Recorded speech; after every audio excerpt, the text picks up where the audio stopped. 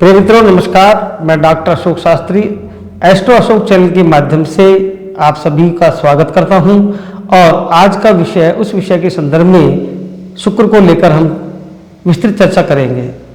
मित्रों, शुक्र कुंडली का एक प्रमुख ग्रह है। यदि केंद्र में शुक्र, बुध और गुरु बैठा हुआ है तो हजार दोष होने पर भी जातक को वह जीवन में सफलताएं देता है, चाहे वह दाम्पत्य जीवन है, चाहे नौकरी है, व्यवसाय एवं दैनिक जीवन। किंतु दाम्पत्य जीवन के विषय में विशेष रूप से सप्तम भाव को ही देखा जाता है। सप्तम भाव में जो राशि है उसका स्वामी किस भाव में बैठा हुआ है। यदि जातक की कुंडली में सप्तम भाव का स्वामी अष्टम में चला गया या षष्टम में चला गया, द्वादश भाव में चला गया, तो वह जातक के दाम्पत्य जीवन को कलह में बना देता है। यदि आपकी कुंडली में शुक्र लग्न भाव में बैठा हुआ है तो वह आपकी शीघ्र विवाह करने की और अग्रसर करेगा। दूसरे भाव और तीसरे भाव का शुक्र अधिकांशतः देखा गया है कि कम उम्र में विवाह करवाना अथवा वैवाहिक जीवन में अड़चन एवं प्रेम विवाह की ओर प्रेरित करता है। चौथे भाव का जो शुक्र है वह सुख, वैभव, संपत्ति और भूमि भवन वाहन का योग बनाता है। पंचम भाव का शुक्र वैवाहिक जीवन के लिए अच्छा है, संतान और विशेष रूप से कन्याओं की उत्पत्ति करता है। छठे भाव का शुक्र है जो वैवाहिक जीवन को विशेष सफलताएं नहीं देता है तथा व्यक्तिगत जीवन में आकर्षण का प्रभाव रहता है, जिसके कारण परपुरुष की ओर आकृष्ट होता है। सप्तम भाव का शुक्र है वह जातक को स्वच्छ, मनोवर्ती, सुंदर, सुशील एवं जीवन में अधिकांश सफलताएं देने के लिए अग्रसर होता है। लेकिन सप्तम भाव का जो शुक्र है वह जातक के दाम्पत्य जीवन में कलह भी कर देता है। अष्टम भाव का शुक्र की स्थिति भी यही है। यदि सप्तमेश होकर अष्टम में पड़ा हुआ है और लग्नेश होकर अष्टम में पड़ा हुआ है, निश्चित है कि वह जीवन में कष्ट देगा। नवम भाव का शुक्र मध्यम फलदात्री होता है। धर्म भाग के क्षेत्र में बैठने के कारण वह जीवन में अच्छी उन्नति की ओर राह कराता है। दसम शुक्र कर्म क्षेत्र में होने के कारण पिता का या संतान का, दोनों में से एक का उच्च स्थान प्राप्त करना निश्चित है। प्रशासन, राजनीति एवं दैनिक जीवन में अच्छी उन्नति की ओर अग्रसर करने वाला शुक्र ग्रह है। एकादश भाव का शुक्र है, अच्छा फल प्रदाता है, लेकिन परिवार में शांति की अपेक्षा वैवाहिक जीवन एवं भाइयों में मतभेद पैदा करता है। द्वादश भाव का शुक्र विदेश यात्राएं भी कराता देखा गया है कई कुंडलियों में, लेकिन अधिकांशतः कुंडलियों में द्वादश भाव का जो शुक्र है वो दाम्पत्य जीवन को निष्ठ फल देता है और कम उम्र में भी शादी कर देता है या प्रेम विवाह की ओर अग्रसर करता है या एक से अधिक व्यवहार बनाने के लिए और प्रेरित करता है।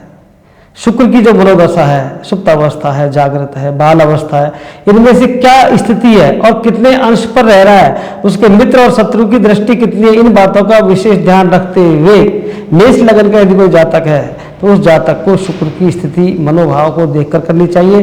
दूसरे वृषभ लगन का जातक है तो ठीक रहेगा उसको शुक्र, और मिथुन लगन के जातक के लिए शुक्र विशेष फलदायी रहता है। कर्क लगन के जातक यदि होंगे तो उनका शुक्र है जो दाम्पत्य जीवन को हानिप्रद करेगा। सिंह लगन का जातक होगा उसका शुक्र उसके मनोभाव, उसकी प्रतिक्रियाओं को परिवर्तित करता रहेगा। और कन्या लगन का शुक्र है दैनिक जीवन, वैवाहिक जीवन, रोजगार बाधाएं पैदा करता है। तुला लगन का जो शुक्र होगा वह लग्नेश होकर के और अपने घर में बैठा हुआ है, इसलिए उसे भूमि भवन, वाहन, भौतिक संपदाएं एवं उच्च राजयोग देता है। वृश्चिक लगन के जातक का शुक्र मनोभावों के अनुकूल नहीं होता है। धन लगन के जातक का शुक्र वैचारिक उन्मेष, विविध विद्याओं का ज्ञाता एवं कार्य व्यापार में सफल बनाता है। मकर लगन का जो शुक्र होगा वह जातक को मृतभाषी एवं एक अच्छे कुल से छोड़कर एक निम्न कुल के व्यक्ति के साथ में दाम्पत्य जीवन निभाता है। और कुंभ राशि के शुक्र है वह मित्रवत व्यवहार करता है। मीन राशि में शुक्र क्योंकि उच्च राशि का हो जाता है, अतः वह कम उम्र में यदि शादी होता है तो दाम्पत्य जीवन में कलह करेगा या तलाकशुदा जैसी स्थितियां पैदा करेगा।